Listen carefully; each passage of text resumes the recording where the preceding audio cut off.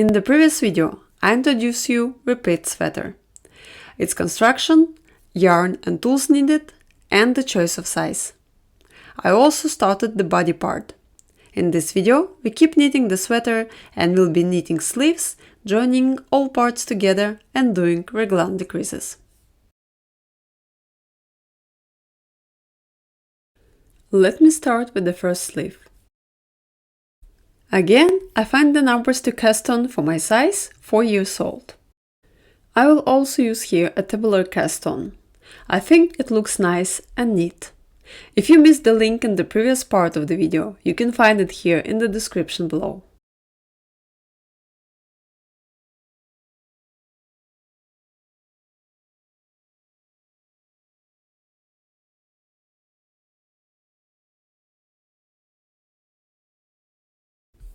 The next step is to work rib the same height as I had for the body part.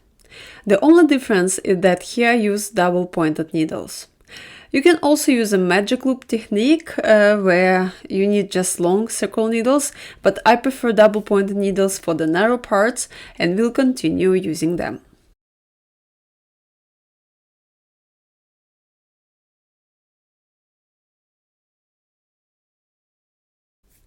When I finished with the rib, according to my pattern, I need to increase 6 stitches. I'll again use the increase calculator, which I find an amazing tool for every knitter. Let me fill up the inputs.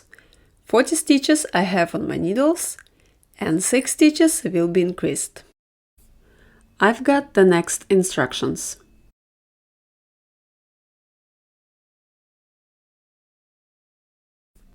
At the same time, I want to change the needle size. You already know how to do increases. We did it on the body part. And now I apply the same principle to the sleeve. I need 3 stitches.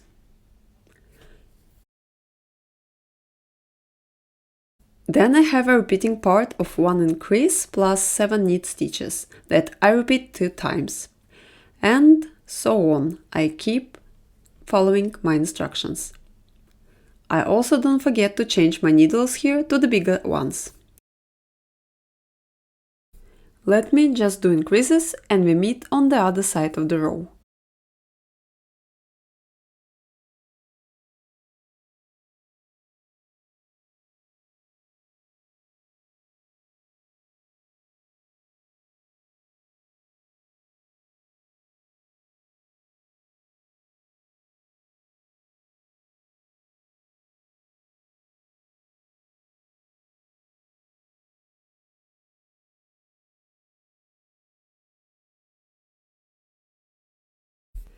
Next, I need to do increases along the sleeve. Here I see the instructions. Increase 2 stitches every 5th row 4 times as follows. 1 knit stitch, 1 increase, knit until 1 stitch left, 1 increase, 1 knit stitch. And that is exactly what I'm going to do. First, to reach the first increase in every 5th row, I need to knit 4 round rows.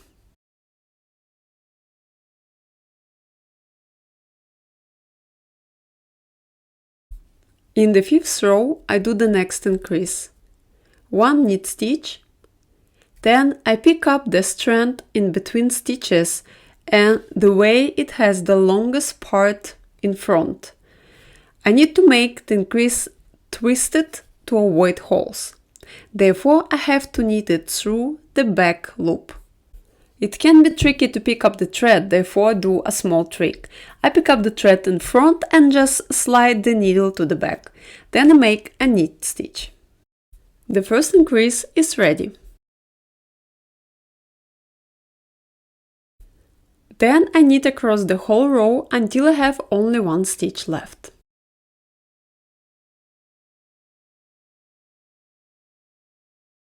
Now you see I have only 1 stitch left and I pick up the strand between the stitches, but this time the longest part of it is behind the needle.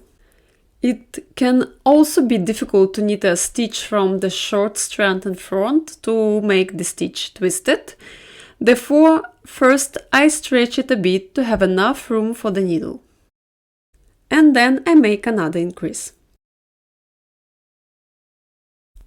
The last stitch is a knit stitch, and I finished the first row with increases.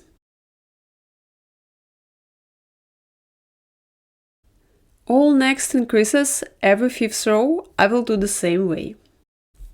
So I need 4 rows now before the next increase. If you forgot to calculate how many rows have been already knitted, you can check it by looking at your knitting. You see here you have the increased stitch, which looks like a half stitch, and then you have full stitches over it. You just need to count how many full stitches you have before the needle.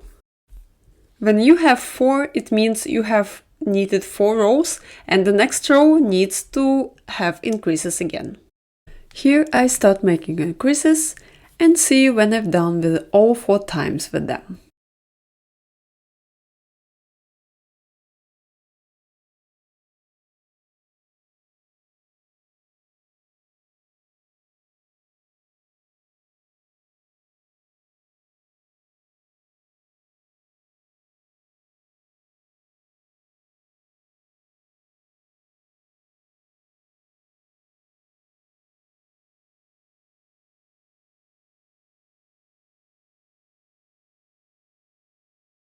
Finally, when I finish all the increases, I will continue to knit the sleeve until I reach the length from the pattern. Now I have knitted the lengths that I have in the pattern, and it's time to start with this tiny feature of the sleeve, horizontal braid. Please be attentive here. I'm knitting 2 first knit stitches.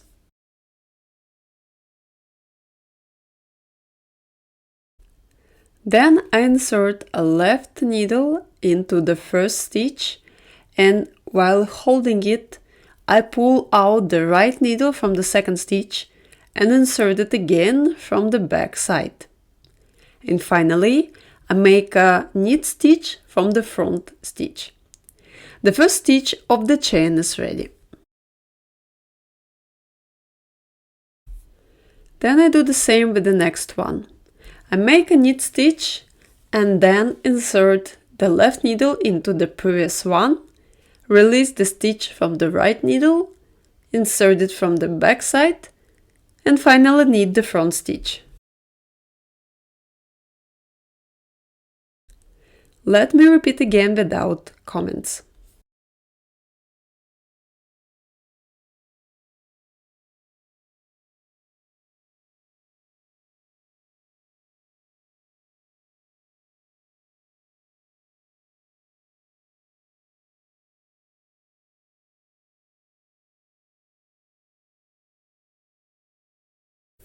I keep making the horizontal braid, and let me show how I change the needles if I work with double pointed needles. Principally, there are no changes. I just make a stitch from the next needle, and then when I pick up the stitch again with the right needle, the next one I start with the new needle. And then we'll continue the same way as before until I reach the end of the row. You can notice that stitches are loose while you're making the braid. Don't worry, they will be slightly tightened up later on. Otherwise, if it really bothers you, if you're making a braid, you can use a needle of a smaller size.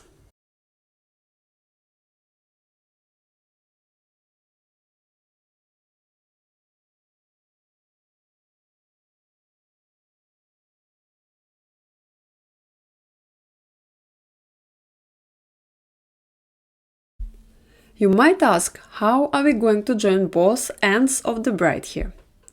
Here I want to find the beginning of the chain and see the very first stitch. I do the next stitch, inserting the needle under the stitch, picking up both sides of it.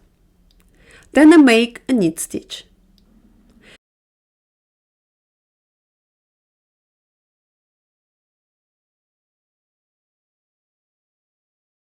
Then I also release the back stitch And now if I calculate, I have this one extra stitch that I've just made.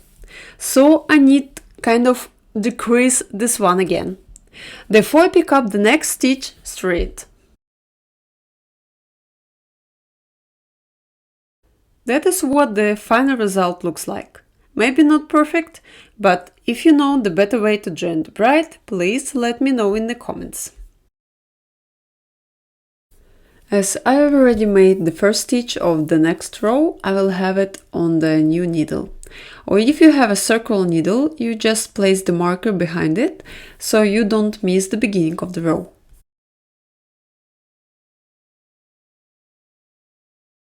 Right after I finished with the horizontal braid, I start doing even increases. As before, I will use the online increase calculator. The first stitch is already on my needles.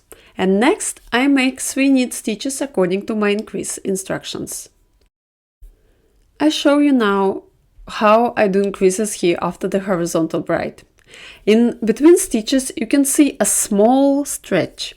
If you pick it up, it easily stretches up. I put it on the needle this way, and then I need to knit it twisted to avoid getting holes. Therefore, I knit it through the back loop. As you see, it sits here very tightly. Then I do the next knitting stitches, as many as I said, and all next increases I do following the instructions. A tiny stretch in the middle that stretches very easily will be a new knit stitch. Keep repeating until getting all the increases done.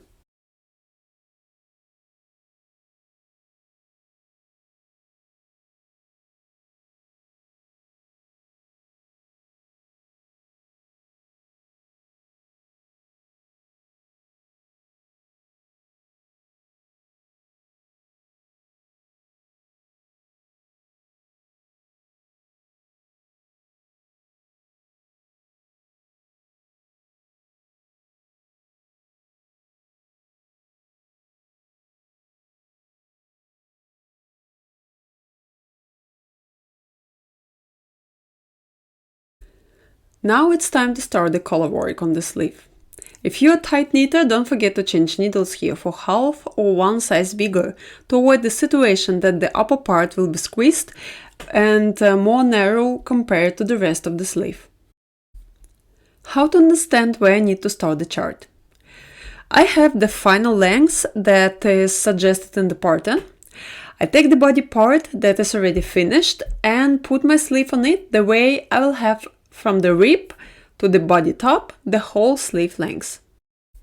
Then I see that to finish at the same row as on the body, I have to start with approximately this row here.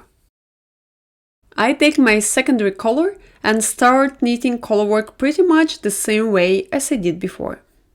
I will actually start again with the part where I need to untangle long stretches, but it doesn't stress me at all as I had good practice while making the body part. If you work with double pointed needles, try to not over tighten the threads, especially when jumping from one needle to another, as joint parts are normally most exposed for this mistake.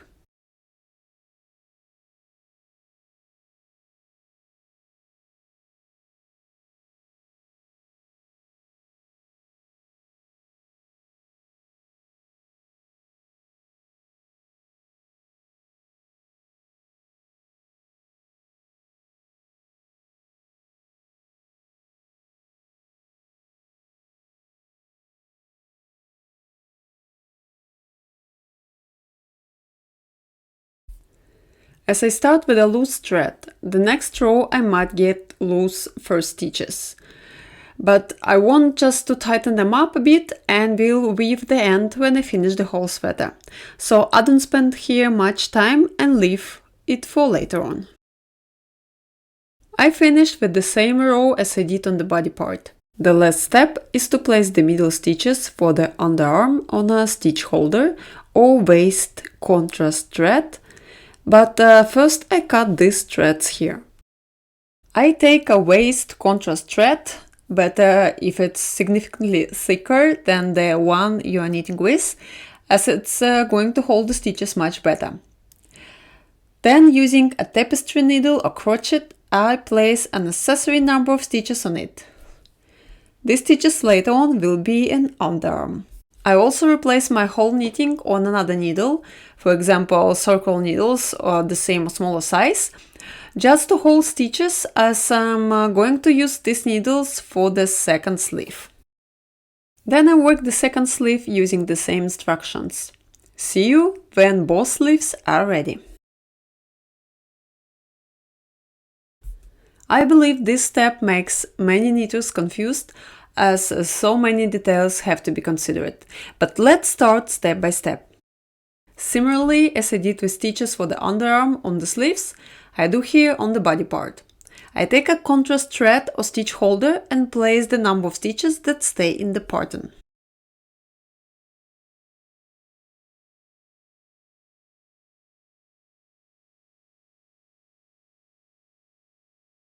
Then, to make my life easier, I don't knit right away throughout the front part of the body as it is set in the pattern, but first I want to place another underarm on the waist thread. I count the number of stitches to reach the next underarm.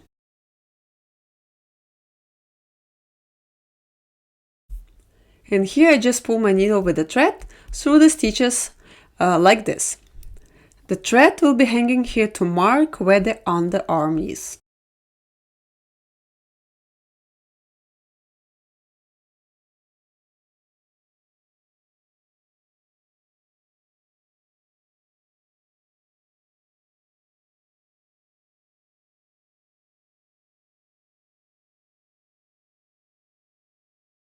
The marker of the beginning of the row will be at the same place where we left it here knitting the body part.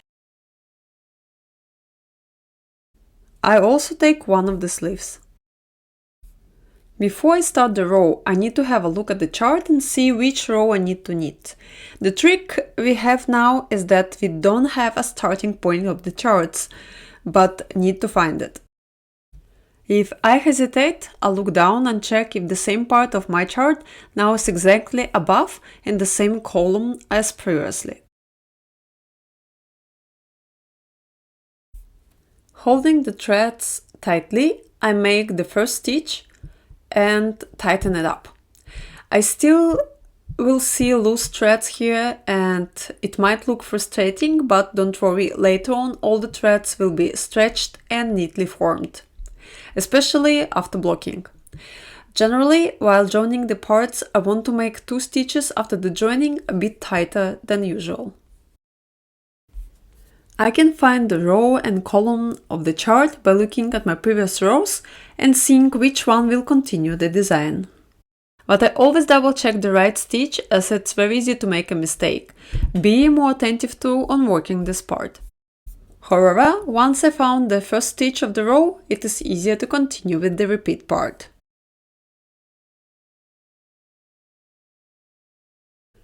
First rows the knitting by the join parts will be tight. Try to move stitches closer to the tips of the needles to make it easier to make stitches.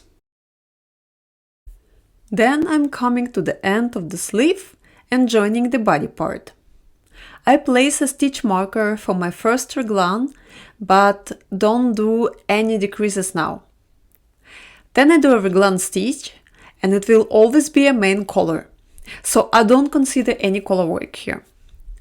After the stitch, I place another stitch marker. This way, I marked the raglan.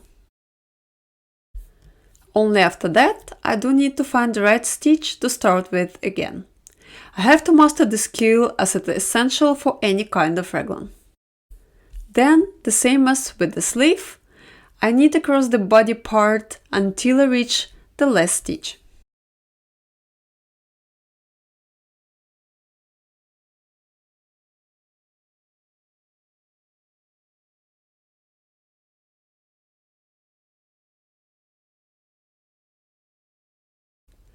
I left this one stitch because I will use it for raglan. Therefore, place the marker here. Then make a raglan stitch of the main color and then place a marker again.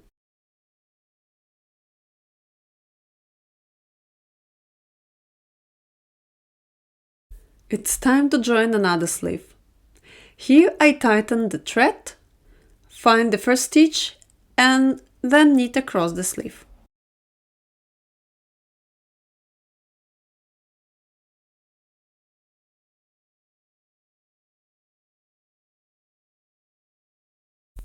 After the sleeve is ready, I place a stitch marker.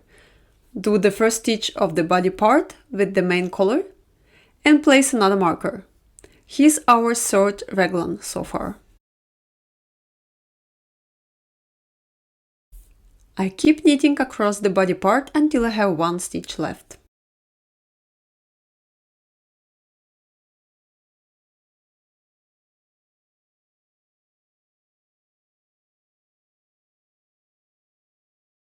The last stitch of the body will be taken by raglan, therefore I place the marker and work the stitch of the main collar, and I finally reach the main marker, the beginning of the row. Now body and sleeves are joined together.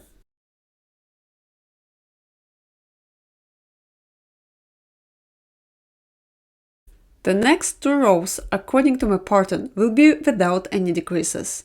Therefore, I will just continue the chart. Remember to hold threads tightly on joints to avoid big holes later on.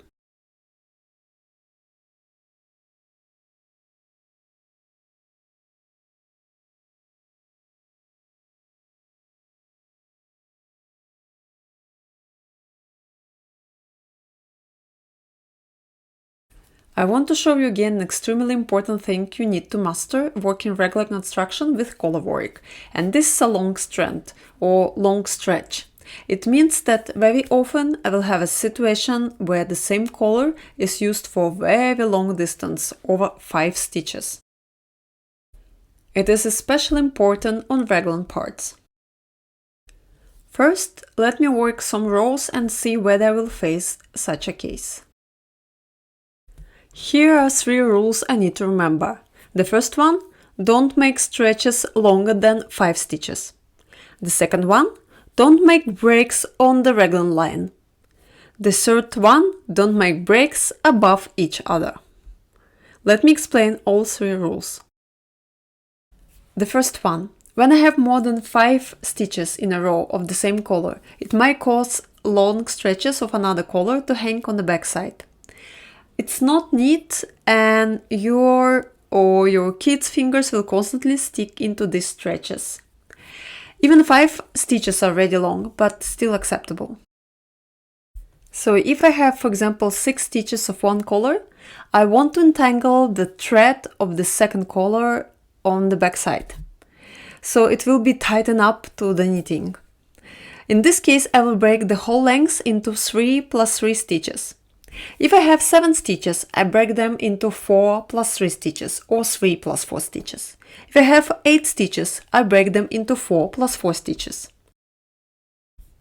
However, if I have 9 stitches, I would rather break them into 3 plus 3 plus 3 than 5 plus 4, even if it will also work out this way. I do like this simply because such a long stretch will be tightened much better if I break it into parts of 3 or 4 stitches, and 5 stitches part will be too long in my opinion.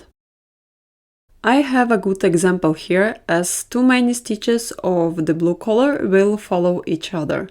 First I do 3 stitches, picking up the thread above the white thread. Then, before the raglan stitch, which is main or blue color, I have 2 blue stitches again. I want to entangle the white thread on the back side, and the 4 next 2 stitches will pick up under it.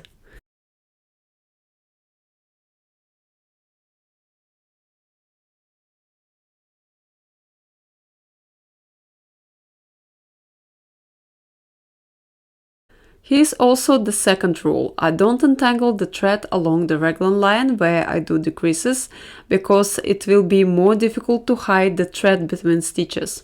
So I would prefer to knit a raglan stitch and 1 stitch from each side together in one stretch without changing the way how I pick up the thread.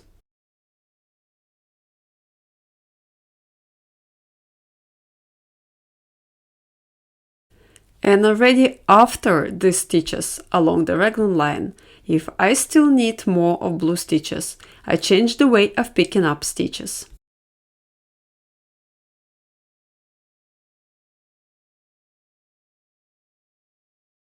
I prefer also change it every third or fourth stitch, so I hope that all makes sense for you.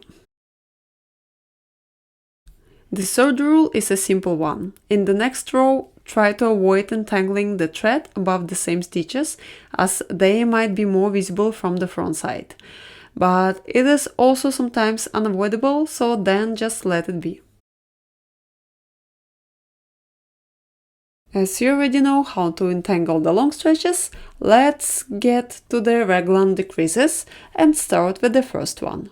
All the decreases after the marker I will work as knit two together decrease.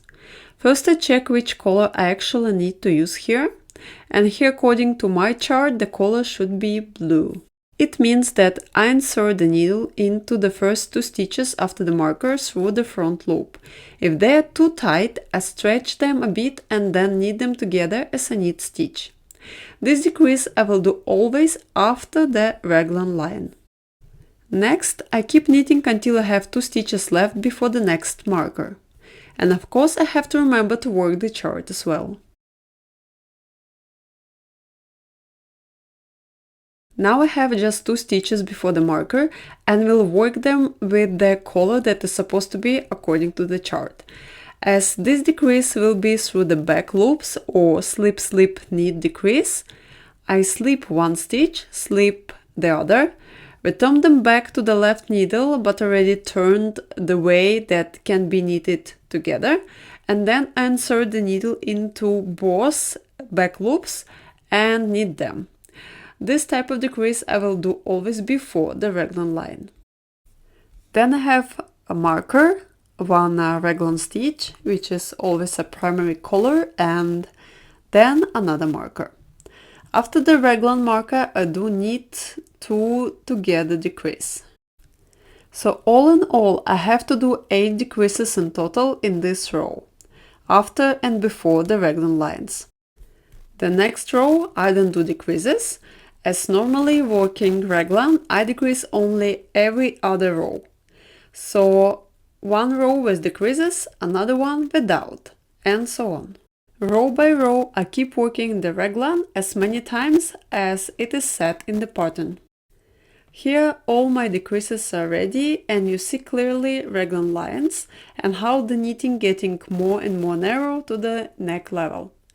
I just want to recount the stitches to make sure I have the correct number. In the next video, I'm going to show how I work elevation part and neck rib. After I will grab the underarm holes, weave the loose ends, and of course block my knitting and even iron it. See you next time!